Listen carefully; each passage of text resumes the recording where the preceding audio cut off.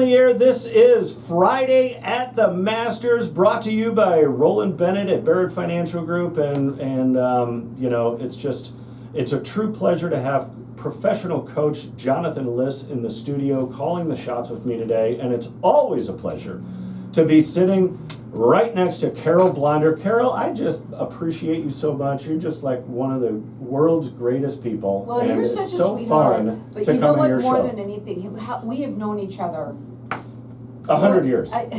No, honestly, it's probably Yeah. 20. No, for sure. Yeah. Because you're one of the first ones that were on the show. Well, because you came to a networking group, I think when you first started and got this gig Yeah. and whatever, and you came to a networking group that I was in, and Yeah. somebody said, "Oh, Roland, you got a radio voice. You got to meet Carol Blonder. She has a radio show. You got to talk to her." And I said, "Yeah, hey." Yeah. And you're like, "Do you want to come be on my show?" And I said, "Sure, let's Yeah, do it." yeah. And it was so much fun, day one. But you know what though? After that, well, how many times have we done the Open? What is it, 4? Well, I believe or this 5? this might be Five? our 6th year doing 6th Friday year. at the Masters. Okay. And then the year after our first Masters, I said, "Hey, why don't we do opening day at the Phoenix Open?" And that's and that's a wild day. And this right? last, what was it, February? Yep, in February. That you were so sick and you did it from over the phone. I called in Yeah. from my deathbed. You were a champ. I was Yeah. watching you. I could see you. And I mean, it was amazing what you were going through. Because I think I had you on FaceTime or something like that. Yeah, And, we were on but the poor FaceTime. guy was so sick and he was doing a great job. Well, it was a lot of fun to do because, I feel like we have an obligation here at KFNX for 2 hours out of the entire year to bring live golf coverage to the golf fans and the loyal listeners of 1100 AM KFNX. We got opening day on Thursday at the Phoenix Open, and we've got Friday at the Masters. And each show is an hour long, and if you subtract out the breaks, it's about 45 minutes. And so we've got an hour and a half to bring this wonderful city and state live coverage. And right now, we've got Xander Schauffele has just taken a bunker shot, and he hit it pretty close. Just had a disaster, hit it into the lip, and then had to play this. Was that his second bunker shot? Second bunker shot. Played a nice shot. Looks like he might be able to save bogey. So- Anybody out there can relate to hitting 2 bunker shots out of the same bunkers? Wow. I know I've done I that. was just going to say, once you do one, it messes up with your brain. Well, right? that was with Bryson DeChambeau. I forget. I think it might have been the second hole. He took 3 bunker shots. I mean, Oh, you I just did don't see see that. these guys that are the best golfers in the entire world taking multiple bunker shots. But that's the beauty of this round. I think not only is it the most gorgeous golf course on the face of the earth and the most historic tournament and the most sought after prize of the green jacket, but the pressure that mounts on these golfers. I mean, Jonathan, you and I coach varsity golf, right? Mm-hmm. And we've got kids going out on D3 at a small charter school in Arizona, playing in a co-ed D3 varsity golf match, and they go out to play 9 holes. Maybe 1 or 2 of their parents are out there. Not a whole lot of pressure. They're feeling the nerves. But when you get to the PGA Tour, another level of pressure. But then let's say this new player wins on the PGA Tour, like Chris Gotterup. He's playing in his first Masters.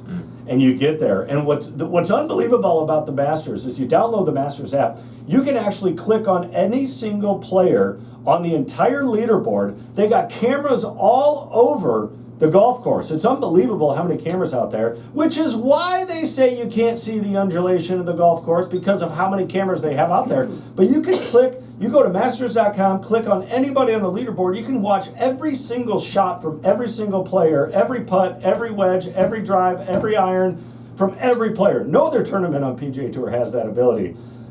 So these guys know that every single shot is being broadcast. Every shot has the potential to be on TV. And then you've got the mounting of winning this historic event, putting on the green jacket at the end. Jonathan, you've played professional golf, and I'm sure you've been nervous in some events. Talk to how much the elevation of nerves in a match like the Masters. Yeah, I mean, I think most of these players, they're the best 100 players in the world, and they're so used to tournament play. I would imagine that they all get a little bit nervous. They get nervous on the first tee, but this golf course and the history and the way that the place is totally immaculate, it feels like sacred ground. And then on top of that, the course just punishes you if you make even the slightest mistake. So the pressure's high in general, and then the pressure's high because of the place, because of the moment, because of what you hope for, because this is the moment that you've been waiting for since you were a kid, and all of the hours that you've put in, day out, week in, week out. And so it seems like you've got to put it all together, and I think there's probably not a more pressure-packed week for the PGA Tour. Now there's 3 other majors. I mean, there's the U.S. Open, there's the British Open, now just called the Open, and there's the PGA Championship. Now, obviously, they carry weight, stress level, but what is it about the Masters at Augusta National, at the course that Bobby Jones built? What makes this place elevated so much higher than the other 3 majors in the year? I think in some sense it's just the fact that the venue is the same, and the Masters. That's a good point. The Masters. The other 3 rotate. Yeah, the other 3 rotate. It's always here, but the club, they just make the place perfect. And so if there's going to be such a thing as a perfect golf course where you imagine you're stepping into heaven and playing golf, this is the place. Yeah, I mean, a young basketball player might dream of playing in the NBA Finals, and he'll be out on the driveway and taking jump shots, and he'll say to himself, and Bennett goes around and to win the NBA championship, and you imagine yourself winning the championship with golfers that are young. They imagine making the par to win the jacket, right? Like, this is what they think about. Maybe somebody in Ireland, but nobody's sitting there pretending they're winning the claret jug. No, I was Right? gonna ask Would you you agree? something, okay? Because how long has this been? This is the 90th Masters. But and then also the history of it is there's a big part of that. Well, yeah, and the British Open, I think it was the 120th or something. I mean, it's a lot. But that's There's somewhere else. technically more history there, but I think what's interesting about the Masters is that they used to be. Before it was called the Masters, it was like the tournament, the International Tournament of Champions was the original I name, think I remember. because it is the best of the world. They take the amateur winners of the Asian Tour, the South American Am winner, the U.S. Am winner, the European Am winner. They take the top 5 of the Asian Tour, the top 3 of the Canadian Tour. So they want the absolute best of the world coming down into Augusta. And I don't know if you have ever been there. I just imagine going into Augusta, and it's this town that looks like something out of the Ivy League, with these huge houses, and like it's something like Connecticut. I'm telling you what, Augusta is a dump. That place is like Gila Bend. It is the Gila Bend Where'd of that Georgia. come from? I'm telling you what, it is like, because I got to go in It's a dump? 2022. It is a dump town. Do you know where They cities got good around. land, that's why. Augusta, Georgia is not a real nice town, except for Augusta National Golf Course. The town, I'm That's telling you, outrageous. it looks like Heber, Arizona. Oh, no. And nothing bad about Heber, but you just wouldn't expect Heber to host the biggest golf tournament in the world, and that's the thing with Augusta. You get in there. Do you know where the Masters headquarters is? Where? And it's the official Masters headquarters where John Daly goes down and sells his stuff and plays his guitar at Hooters. It's Hooters. Hooters on the main drive is the Masters headquarters. That's his place. I used the restroom in the grocery store when we were there to get stuff for the condo. And let me tell you something, I think I would have rather gone to a truck stop in the middle of Texas than go to the bathroom that I went into at the grocery store. I'm telling you what, Augusta, it's so bizarre that the Masters is this miraculous place of golf heaven. You leave the grounds there, it's like wait a minute, where are we? I thought we were in Augusta, you know, it's wild, man, it's crazy. Security there, I'm Oh, assuming? let me tell you something. You cannot bring a telephone into the Masters. If you get lucky enough to go down there, you have to leave the phone in the car. They actually have cell phone blockers in the parking lots. You can't even use your cell phone in the parking lot. You leave them in there. You walk in. You will never see security like you've seen security to get into the grounds at Augusta National. We're talking 4 or 5 guards. They have all got their AR-15s. They look like I mean, They're protecting military these cars. is protecting. They're wanding everybody down, and I mean the security people there, like the greeters, they look like CIA agents. They got the glasses, the earpiece. They're wearing a suit with a black tie. It's wild, man. You got to go. So we're going to be back in about 2 minutes, and we're going to dive into this leaderboard and bring you live coverage for the last segment of this show. Don't go anywhere. Don't turn that dial, and keep your eyes on the road. Thanks. Okay, I'm gonna put this on the other side for a minute over there, okay? Yeah. Okay, sorry, Carol, what were you asking me? No, it didn't matter. Okay. It's okay. Okay, I don't know if you're asking me if your mic was on. It is on. It's been on. Oh, yeah, So, no, I know, I've been talking into Okay. it because. Put it right there. I knocked down your flag. You did? What? Have you been to the Right Masters? there, it's all good. 2007. All right. You're all- Oh, the flag. Did you go Yeah. downtown? Oh, Well, That's not okay. really. We kind of Stayed were in like a an cabin Airbnb or somewhere whatever? else. Yeah, I think it was whoever got us in. It was like one of their houses. That's no joke. I mean, Augusta's nothing. It's a nothing town. Yeah, we were well, probably you half And hour. think then they about have- it. and then He they got have that this- land for nothing. Yeah. That's why he did it. I mean, Yeah. think about that. Yeah. It's smart. And It'll I don't build up think in think years to any come. members of Augusta National live in Augusta, Arizona, or Augusta, Georgia. No, there's no way. I mean, they probably have. I mean, most of They're the outside of most of the members are Atlanta. corporate types. Yeah. You know, Or they live in Politicians Florida, and or stuff. like PGA guys yeah. Well, former winners. Right. and presidents. Where do they and stay senators. though? Where do they stay? Well, on the grounds. No, oh, so they have. They have okay. cabins. Yeah. Okay. But you know, That's I don't cool, know all about cabins. it, but I know that Augusta, the club, has done a lot to try and uplift the area. They just, I'm sure you've seen some of the coverage of their new municipal course. It looks immaculate. So In Augusta. Yeah, they built an Augusta municipal. It's called the Patch, and it looks immaculate. But yeah, So, I don't okay. even see. I'm looking for Rob. Speed's gonna miss cut right there. on the cut DeChambeau's line. gonna make the On the cut line. cut. Oh, they're gonna make it. Maybe. Yeah. Speed's not gonna miss the I cut. was talking to Speed's in the, one of my he's in the top. clients earlier this week, and he was talking about the Masters, and he was basically, you know, the line about how like the golf courses are not hard enough because somebody's gonna go shoot lights out, and I was telling him instead watch the cut lines because these are the best players in the world, and they're struggling to break par. Right.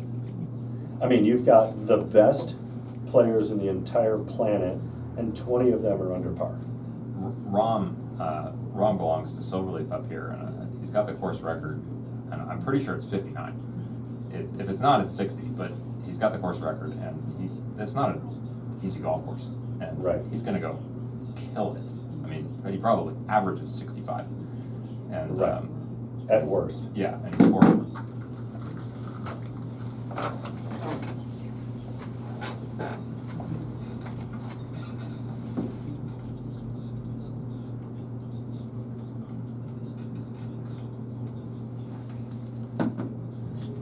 You know, Carol, I love that song. You know, sometimes I just tune in when I'm driving and I see that it's between 1 and 2 in the afternoon. I will tune in to KFNX Radio on 1100 AM because I know that Carol Blonder's Networking Arizona is playing that song, If I Traded It All. What Yeah. song is that? It's Where did you find that? Finger 11. Finger One 11? thing. What's the one thing that you can do to grow your business? It's networking. It makes a difference. It's called The One Thing. It's called the one Oh, I thing. like that. Finger 11? Finger 11 That's is an the interesting name. name. So anyway, let's get to our live golf people what is his name? Brandel Chambly has been pretty slamming pretty hard, and that's John Rahm and Bryson DeChambeau. They had horrible rounds yesterday. John Rahm shot 2 under par. I wonder what Brandel has to say about Rahm shooting 2 under today. And then DeChambeau is also, they're both under par. DeChambeau 1 under par, Rahm 2 under par, and they're going to make the cut. And we were just, during the break, we were talking about the cut line. And Jonathan made a really good point, is that, you'll always see somebody at the top of the leaderboard at any PGA Tour. They're shooting 6, 7, 8 under. I just said 6, 7. That was for the kids out there. But everybody's going to, at any given week, somebody's going to tear a course up. But then if you look at the cut line, I mean, if you watch the PGA Tour, I think they played La Quinta, right? The FedEx, or not the FedEx, La but Quinta. the American Express Yeah. out there in Palm Springs. You had to shoot 5 under par just to make the cut after Friday and make it into the weekend. Yeah. And that's everybody shooting 5 under. Right now, the current cut line is if you're 4 over par after 2 rounds at Augusta, you're making it to the weekend. Yeah. I mean, there's something to say about that. It is not easy out here. At least right now, 74 is going to get you to the weekend. Yeah, which is pretty amazing. And do we have anybody out there? Rasmus Hogard, one of the Hogard twins. He's 1 under par. He's playing the 18th hole right now. He needs a birdie on 18 just to make the cut. But let's pay our attention to the leaderboard, because we've got Patrick Reed here. Patrick Reed has just tapped in for another par on the par 5 13th, and he is in a tie because Rory McIlroy has fallen back. He made bogey. He's sitting at 6 under par, and I'll tell you what, Patrick Reed is one of those guys like Koepka. You love him or you hate him. I don't know anybody that's like, yeah, I kind of like Patrick Reed. No, you're either a huge Patrick Reed fan or you can't stand the guy. I never liked Patrick Reed, not because he's not a great player. I think he's a great player. I think some people felt like he got very egocentric early on. Remember, there was that whole thing about he was complaining that he wasn't in the talk of the 5 best players on tour, and Sure. he got mad about that. But I did not like him for that. I didn't like him because he wore this like choke chain necklace. I mean, it was the tightest, and it was like a gold braided necklace, but it was like so tight. tight? It looked like one of those, those plastic like things black tight? the choke chains. That's crazy. Or a choker, they call them. The girls wear the chokers. Yeah. Patrick Reed was golfing with a gold choker. And I'm like, It's tight. Patrick, loosen up, buddy. Take the choker off. Like, why are we wearing chokers on the golf? So it was irritating to me, and I didn't like him strictly because of that. That's very judgmental, and I might have No, to you're go. not judgmental. I might have to go repent on my judgmental nature of Patrick Reed, because he really is an excellent player. I mean, he's got a green jacket, so Yep. and that's one thing you're going to find at the Masters is. And I wonder if we could look this up. I don't know if we have time to look this up because we only have a few Yeah, minutes yes, left of our segment. But what major has the most repeat winners in all of golf? And I'm going to guess it's the Masters, because it's kind of, they always use the term horses for courses. And there's certain players that play really well on certain courses. And that's one thing that makes, and maybe if it does turn out that they've had most repeat winners, maybe it is because it's at the same place. The U.S. Open changes courses and it goes around, and maybe you have some multi-winners of the U.S. Open, but it ain't at the same course. It's like the guy that won at Pebble Beach probably won at Pebble Beach if he won a second U.S. Open, because there's the horses for courses. And so you look at the Patrick Reeds, always count him in because he's got a jacket. They know how to win at Augusta. McIlroy won last year. Rose just almost got his jacket on last year, but Rory beat him in a playoff. You got Tiger, multiple winner. You got Scheffler, finally won the jacket. 2 years later, wins the jacket. You got Phil Mickelson, couldn't win a major. That was his whole thing. He was leading that list of the best players not to win a major. Then he gets a jacket. He wins 2 more afterwards. So it's just kind of like people that play well at Augusta and put that green jacket on, the next time they play, like McIlroy, like he had a lot of pressure to win the green jacket at the Masters last year in 2025. He did it, and now kind of the pressure's off. Is he playing freer because he already has the jacket? Yeah, I would imagine so. At least his body language looks that way. I think he's gotten the monkey off of his back, and he's playing really well. So we'll see if he goes wire to wire. But I also think that the nature of the venue, Augusta, is very difficult, obviously, but it's also very tricky. There's a lot of very intricate slopes, and the pin locations are very difficult. But the venue, Augusta, has been notoriously cagey about what information players can access. So they're not allowed to map the greens the way that they normally would. So all of that kind of information is kept under wraps, and so the players that figure this place out, they really figure the place out, and they play well consistently. But players that are still searching, well, they're still searching. And speaking of Rory McIlroy, he is on the 11th hole right now. He's got about a 22-foot putt for birdie, and it would put him back in the lead, and he addresses the ball. Rory McIlroy on the 11th hole. He pulls the putter back. He makes his stroke. It is tracking, looking good, looking good. Oh, and Rory bends over in agony. He left it about an inch and a half short. He's going to tap in his par and head to the iconic 12th hole in the dead center of Amen Corner, they call it. They call it Amen Corner there at Augusta. It is such a beautiful, you know, I was seeing on hole number 12 at Augusta, it's this par 3, right? Yep. The most, probably, I would venture to say the most pictured golf hole in the world. Like if you see some executive guy and they got the nice office with the pictures of the golf courses, they've all got number 12 at Augusta up there, right? It's just so gorgeous. But what's interesting is that the patrons, the watchers, the fans are only behind the tee box, and they're not allowed until, if you're there on the course, you're behind the tee box at 12, then you can make a right and go down to about the middle of the fairway on 13. So number 12, the green, is over Rays Creek. It's guarded by the water. It's got the azaleas behind it. It's such a beautiful hole. And then you walk up the hill behind that green to the 13th tee. It's the only spot on the golf course where there's no patrons, nobody watching. It's got to be an eerie feeling, I would think, for those players. Maybe that's what makes it so difficult. Well, yeah, I don't know. It's a notoriously difficult hole for lots of reasons. The wind tends to swirl around in there, in the trees. They look at the flag on 11, and that's blowing one direction. The flag on 12 is blowing another direction.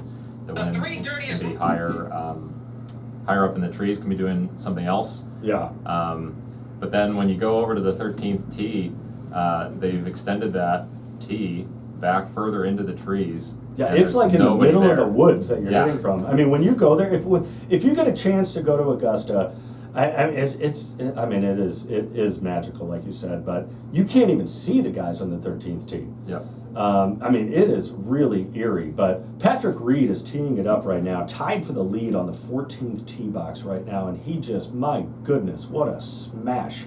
He crushed the ball, dead straight fairway, right down the middle. I mean, all these guys are hitting. You know what they were saying is Justin Rose right now is in the top of club head speed and driving distance. This guy's 45 years old. I mean, that's got to give you the hope. You know that 40-year-old you're driving around in your car right now thinking your time is up? It is not up. Justin Rose is in second place at the Masters, and it's incredible. But before we leave, I'm going to tell you right now, I'm going to tell you the live betting odds on DraftKings right now. If you want to get in and you want to ride the Rory McIlroy train, wire to wire to wire, to put on a back-to-back, he'll be the only fourth player in the history of the Masters to win jackets in back-to-back years.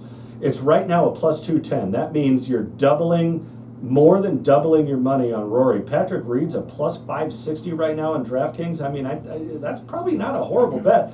Jason Day, I mean, what a resurgence of a career that would be if Bell Bottom Day can get it done. That's his new nickname. We're gonna do that. Oh, and Howell. The amateur almost made a hole-in-one at 12. Bounced it off the flagstick to a foot.